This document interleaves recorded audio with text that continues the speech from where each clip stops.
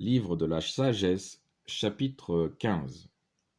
Mais vous, ô notre Dieu, vous êtes bon, fidèle et patient, et vous gouvernez tout avec miséricorde. Lors même que nous péchons, nous sommes à vous, connaissant votre puissance, mais nous ne voulons pas pécher, car nous savons que nous sommes comptés parmi les vôtres. Vous connaître est la justice parfaite, et connaître votre puissance est la racine de l'immortalité.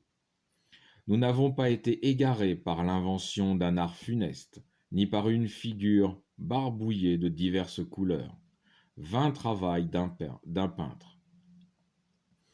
Objet dont l'aspect excite la passion de l'insensé, qui s'éprend pour la figure inanimée d'une image sans vie. Affectionnant le mal, ils sont dignes de telle espérance, aussi bien ceux qui les font que ceux qui les aiment ou les adorent. En effet, voici un potier qui pétrit laborieusement la terre molle. Il façonne chaque vase pour notre usage, et de la même argile, il fait des vases qui sont destinés à de nobles emplois, et d'autres à des emplois tout contraires, sans distinguer nullement à quel usage chacun d'eux devra servir. C'est le potier qui en est juge. Ensuite, par un travail impie de la même argile, il façonne une vaine divinité, lui qui naguère fait de terre. Retourna bientôt au lieu d'où il a été tiré. Quand on lui redemandera son âme qui lui avait été prêtée, pourtant, il ne s'inquiète pas de ce que ses forces s'épuisent, ni de ce que sa vie est courte. Mais il rivalise avec eux qui travaillent l'or et l'argent. Il imite ceux qui travaillent l'airain et met sa gloire à exécuter ses figures trompeuses. Son cœur est comme la cendre, son espérance est plus vile que la terre, et sa vie est de moindre valeur que l'argile, car il méconnaît celui qui l'a fait, qui lui a inspiré une âme agissante et a mis en lui un souffle de vie. Il regarde notre existence comme un amusement, la vie comme un marché où l'on se rassemble pour le gain, car, disent-ils, il faut acquérir par tous les moyens, même par le crime. Car celui-là sait bien qu'il est plus coupable que tous les autres, qui de la même terre façonnent des vases fragiles et des idoles. Mais ils sont tous très insensés et plus malheureux que l'âme d'un enfant, les ennemis de votre peuple qui le tiennent dans l'oppression. Car ils ont regardé comme des dieux toutes les idoles des nations, qui ne peuvent user de leurs yeux pour voir, ni de leurs narines pour respirer l'air, ni de leurs oreilles pour entendre, ni des doigts de leurs mains pour toucher, et dont les pieds sont incapables de marcher. C'est un homme qui les a faites, et c'est celui à qui on a prêté le souffle qui les a façonnés. Il n'est pas d'homme qui puisse faire un Dieu semblable à lui, car étant mortel, il ne fait de ses mains impies qu'une œuvre morte. Il vaut mieux que les objets qu'il adore, car au moins il a la vie, et eux ne l'ont jamais eue. Il rend un culte aux animaux les plus odieux, lesquels, jugés d'après la stupidité, sont pires que les autres. Il n'y a rien de bon en eux qui fasse naître l'affection. Comme à l'aspect d'autres animaux, ils échappent à la louange de Dieu et à sa bénédiction. Fin du chapitre 15.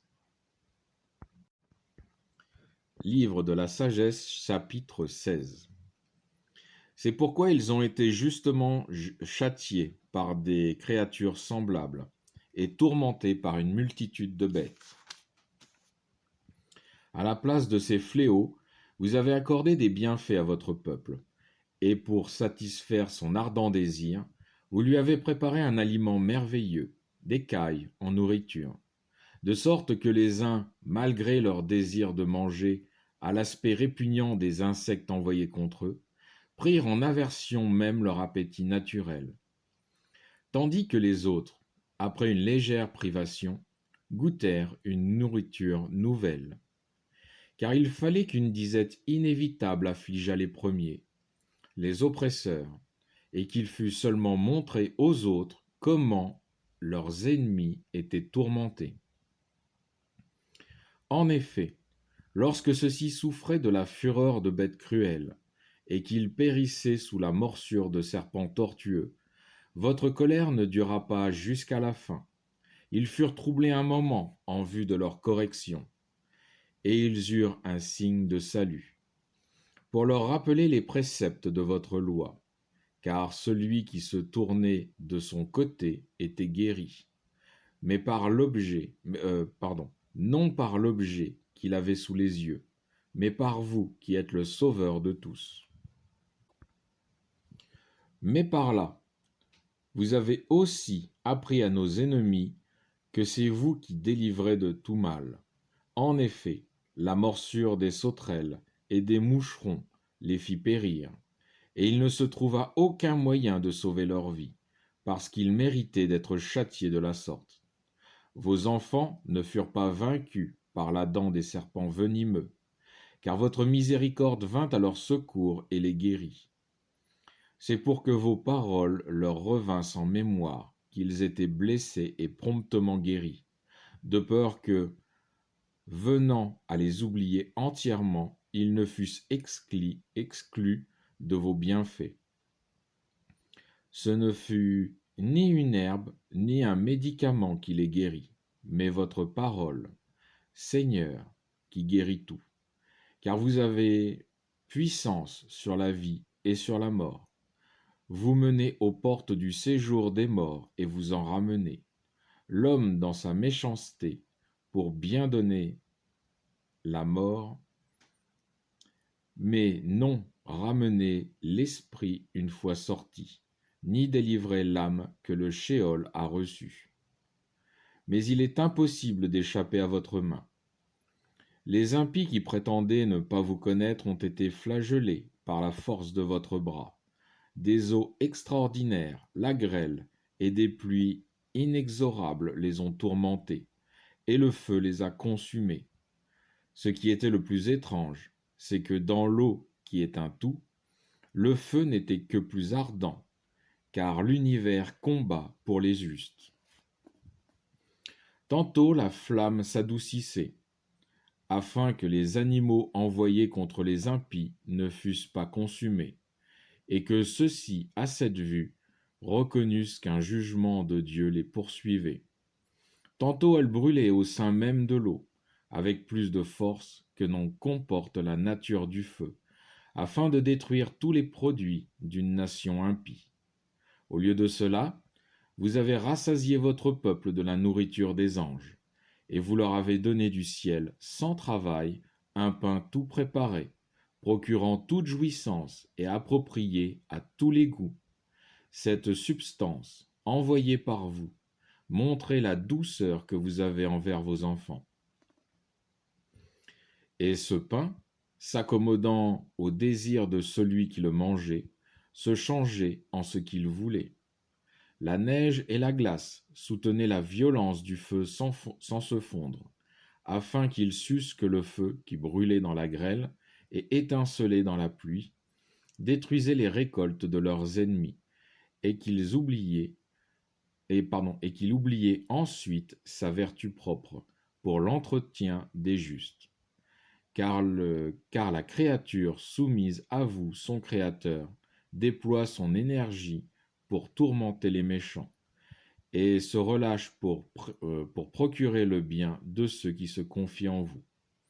C'est pourquoi, se pliant alors à tous ces changements, elle était aux ordres de votre grâce, qui nourrit tout, selon la volonté de ceux qui étaient dans le besoin, afin que vos enfants que vous aimez, Seigneur, apprirent que ce ne sont pas les différentes espèces de fruits qui nourrissent les hommes, mais que c'est votre parole qui conserve ceux qui croient en vous.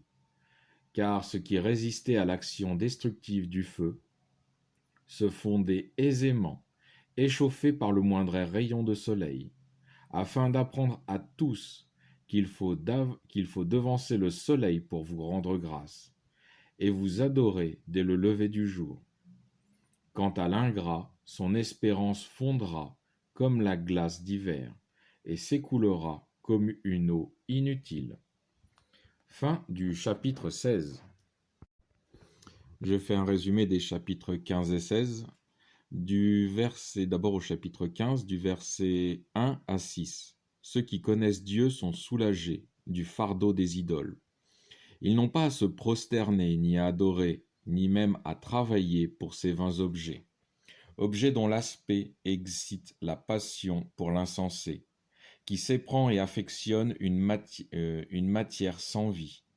Aussi bien ceux qui les font comme ceux qui les adorent sont dignes de l'espérance que leur offriront ces objets inanimés, c'est-à-dire aucune aide ni espérance quelconque.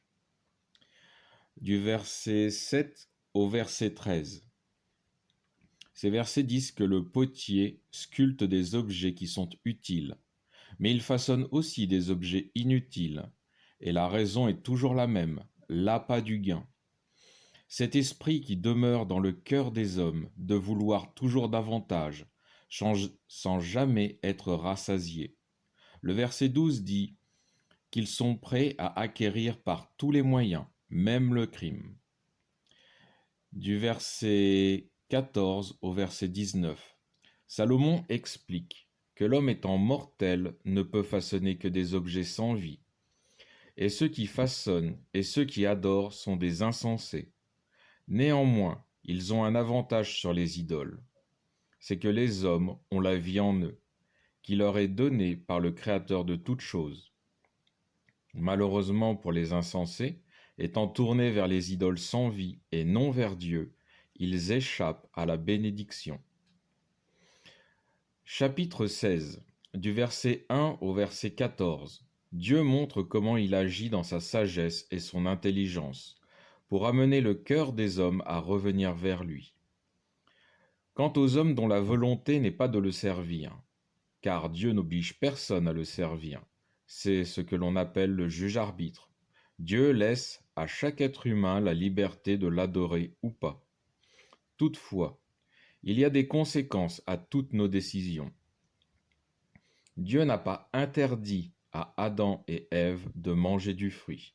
Ils étaient libres, avec une mise en garde. Et d'ailleurs, ils ont pris la décision de ne pas écouter l'avertissement de Dieu et ont récolté le fruit de leur décision. Pharaon était libre de libérer les Hébreux, comme Dieu le lui avait demandé par l'intermédiaire de Moïse. Et il a pris la décision de ne pas le faire, avec les conséquences que son pays allait subir. Tout comme les dirigeants du monde et les financiers de Babylone, persécutant et angoissant les peuples, ils seront eux-mêmes plongés dans la tourmente à jamais. C'est la loi du talion. Comme tu as fait, il te sera fait. C'est pour cela que la justice de Dieu est parfaite. C'est également pour cela que le Christ nous met en garde contre le jugement. Car il dit, c'est de la façon dont vous jugez que vous serez jugés. Alors ne jugez pas, afin de ne pas être jugés. Alors pourquoi parler de tout cela ? Parce qu'au verset 2 à 4 du livre de la sagesse, il est dit que les Hébreux subirent une légère privation de nourriture, afin de leur faire connaître comment les Égyptiens allaient être dans la famine, car Dieu allait ruiner leur culture. Alors pourquoi cette façon d'agir ? C'est afin d'éduquer son peuple sous plusieurs aspects, mais le principal dans ce cas-ci, c'est que d'avoir connu une légère faim, leur cœur soit compatissant envers le peuple égyptien, et qu'ils ne tombent pas dans l'orgueil et la moquerie. Car les châtiments de Dieu ne sont pas pour faire le mal, mais sont douloureux, et c'est afin de ramener le cœur des hommes dans la droiture et la justice de Dieu. Les versets 15 à 29 font comprendre à l'homme toute la gratitude qu'il doit avoir envers son Créateur, car c'est lui qui le nourrit et en prend soin. Et le verset 21 dit que la manne venue du ciel montre toute la douceur de Dieu envers ses enfants. Fin de ces résumés.